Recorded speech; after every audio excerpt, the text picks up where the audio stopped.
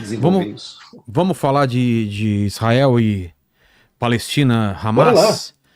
A bora lá, gente, bora lá, bora a lá. gente acabou de, não sei se você sabe, Marcelo, a gente acabou de voltar de uma viagem lá. A gente entrevistou reféns libertos, Uhum, autoridades, algumas pessoas que tiveram atos heróicos de salvar pessoas. Então, além disso, a gente perfeito. visitou bases militares, visitou locais atacados. Ainda esse vídeo ainda não saiu, mas Uhum. as entrevistas já saíram. A gente rodou por lá e Eu tentou vi, eu vi. entender a situação.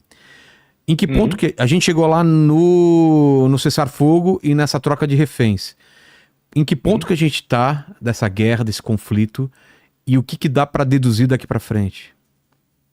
Epa, ô Vilela, epa, esse conflito é aquele tipo de conflito que não vai ter fim, né, Vilela? É, Nesse né? momento a gente está ali, não tem ali um cessar-fogo, né, muito, muito tênue, segurado por fiozinhos de arame, né? Tem de tudo para ser rompido, né? Porque Como já vamos, aconteceu, né, ano vamos passado. fazer uma linha do tempo também.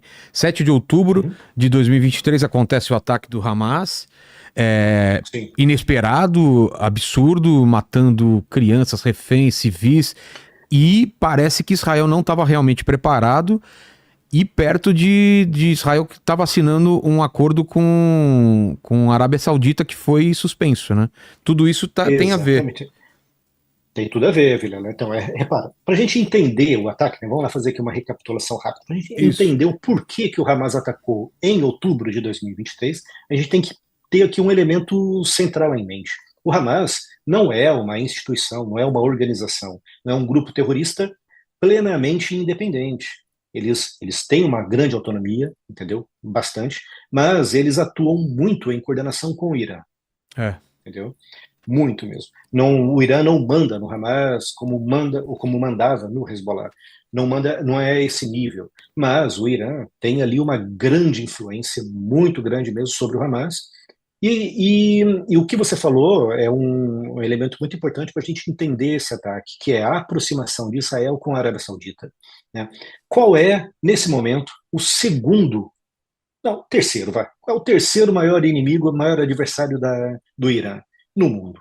Então, primeiro, a gente sabe, né, que é Israel, quase ele empatado com os Estados Unidos. Em terceiro lugar, está a Arábia Saudita. Por quê? É um grande adversário do Irã, os caras não se entendem, e há décadas que eles lutam entre eles pela hegemonia na região do Golfo. É, tanto é que, nesse momento, o Irã e a Arábia Saudita estão em guerra. É uma guerra por procuração, né, através dos Houthis do Iêmen. A gente fala muito hoje sobre os Houthis atacando navios e não sei o quê, mas os Houthis já estão em guerra com a Arábia Saudita, pô, há muitos anos. Há muitos anos. Estamos a falar aí, tem quase 10 anos que está ali uma guerra. É uma guerra do Irã contra a Arábia Saudita, né?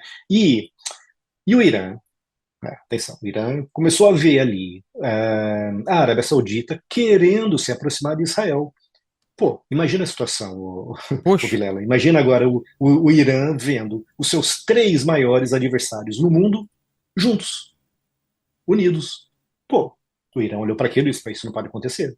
Isso não pode ser. Né? Isso tudo começou em 2018 com os acordos de Abraão, intermediados pelo Trump. Tá aí uma outra política, uma outra medida do Trump, pô, que eu aprovo a 100%. Cara, brutal, genial. Eu falei várias vezes sobre isso no canal. E essa foi uma medida, uma ação do Trump. Cara, 100%, show de bola. Realmente eu aprovo a 100%. Foi os acordos de Abraão que revolucionou, foi ali a geopolítica no Oriente Médio, porque permitiu o reconhecimento de Israel por alguns países árabes, que era algo que não era feito desde os anos 90. Né? Antes disso, era só o Egito e a Jordânia. De repente, chega o Trump e diz: olha, não, não, vamos pegar aqui, vamos reconhecer aqui Israel. E, portanto, começou em 2018, e o próximo passo natural era a Arábia Saudita.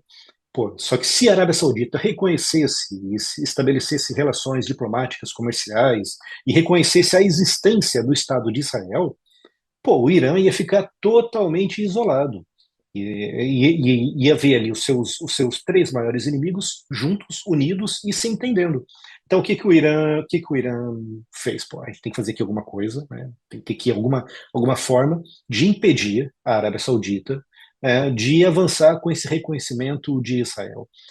E a forma que o Irã bolou, inventou para isso, foi junto com o Hamas, através lá de. A gente não sabe exatamente, né, qual foi ali o envolvimento do Irã na formulação e na execução do ataque, mas a gente sabe que houve ali dedo do Irã no planejamento e na execução, mas o Irã, junto com o Hamas, disse: olha, o Hamas, ataca.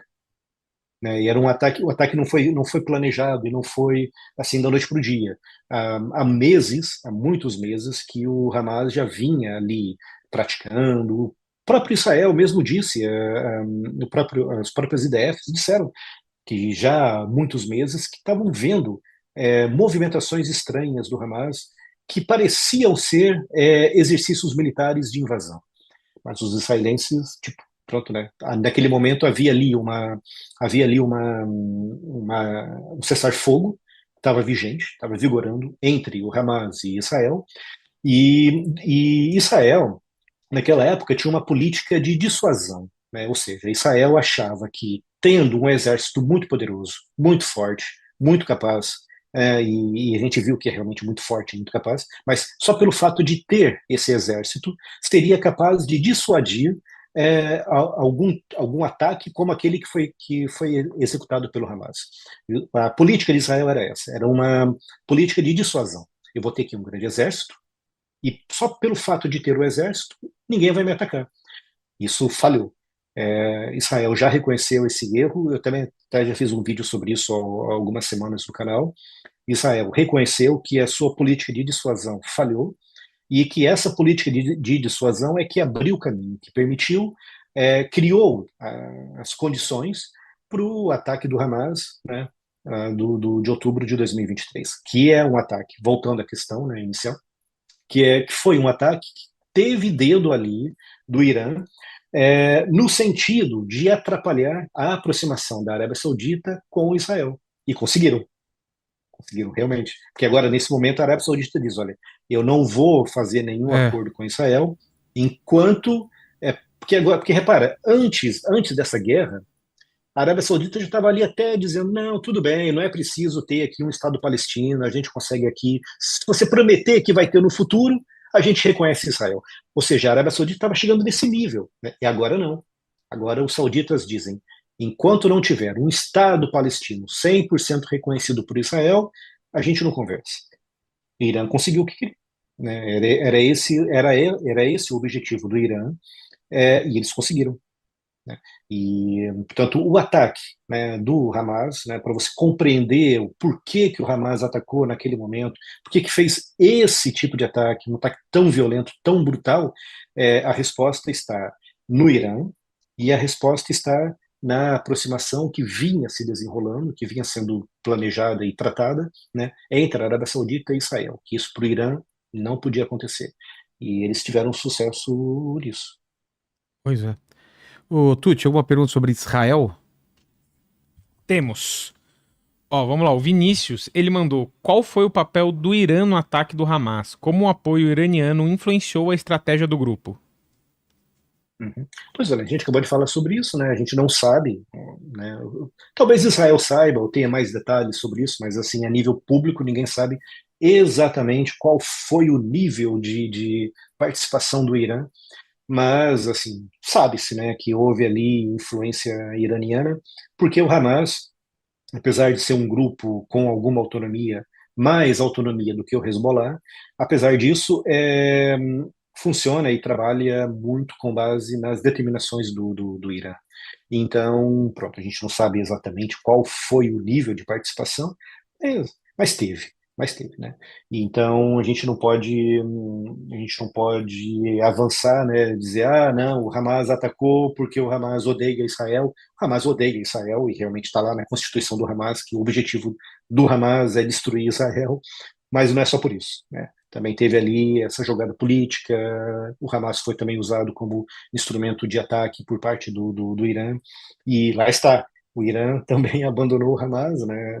Assim como voltamos àquela velha questão do jogo de alianças, né? Eu sou teu amigo, mas assim, aconteceu, tá aí com problema, olha, se vira. Foi mais ou menos o que aconteceu com o Irã, porque quando o Hamas atacou, muitos acreditavam que o Hezbollah, que também está ligado ao Irã, atacaria, e muitos esperavam que o Irã também iria atacar Israel com força total. Mas não foi isso que aconteceu, né? Teve ali alguns ataques, mas foram coisas muito esporádicas. Portanto, o Hamas foi meio que abandonado. Também teve isso, né? É. Então, é aquela questão do jogo de alianças, né? Eu sou teu amigo, mas nem tanto. E nessa linha temporal, então, após os ataques, a gente viu vários movimentos de incursão da Israel em Gaza, indo atrás dos túneis, indo atrás dos reféns. Queria que você falasse sobre todo esse movimento, depois o movimento em relação ao Líbano. Hoje ou ontem teve os caças israelenses sobrevoando, né? O Líbano ou o Irã? Foi o Líbano, né? O Líbano, O Líbano. O Beirute. que está acontecendo, então, desde os ataques? Qual foi o movimento de Israel em relação a isso? Então, né, o Vilela, assim, Israel aproveitou a oportunidade, cara. Tipo, assim, repara, durante muitos anos, durante décadas, né, o Irã teve sempre essa faca encostada ao pescoço de Israel, que é o Hamas e o Hezbollah. Eram duas facas, ou seja, o Irã tinha uma faca apontada, né, para o sul de Israel e outra faca apontada para o norte. Portanto, sempre que e isso limitava muito as ações de Israel no Oriente Médio, né, porque a qualquer momento o Irã podia dizer, olha, Hamas, ataca aí, ou Hezbollah, ataca dali. Né? Portanto, havia sempre esse receio, né, por parte de Israel de enfrentar ataques do Hamas e ataques do Hezbollah em resposta a ações israelenses ali na Síria ou no Iêmen mesmo. Né? Portanto, e o Irã soube usar essas suas facas, né, o Hamas e o Hezbollah, de forma muito hábil durante muito tempo. E aí, quando teve esse ataque, pô, Israel viu nisso uma oportunidade de ouro. Disse, cara, eu não posso perder essa oportunidade, é agora que eu tenho que destruir essas duas facas que estão aqui, apontadas para mim há décadas. E aí foi aí que Israel entrou com força total, e vimos aqueles ataques todos, porque Israel, nesse momento, tinha duas alternativas. Né? Uma delas era ataques mais limitados, tipo, destrói alguma coisa aqui, ataca alguma coisa ali, né? Acho que o nível da resposta de Israel, acho que espantou, sinceramente, acho que espantou o Hamas e espantou o Irã, porque eles não tinham ali um plano de contingência previsto para essa eventualidade. Eu acho que eles achavam realmente que Israel ia ficar ali meio que nocauteado, ia ficar ali meio que assustado, e ia responder de certa forma, claro, né, não ia ficar também parado sem responder, mas que a resposta não seria assim tão dura, entendeu? Tão contundente. Por quê? Porque Israel viu, pô, é agora ou nunca. Essa é a minha oportunidade que eu tenho de acabar com essas ameaças aqui, tanto aqui na faixa de Gaza como ali no Líbano. E Israel partiu com força total para isso.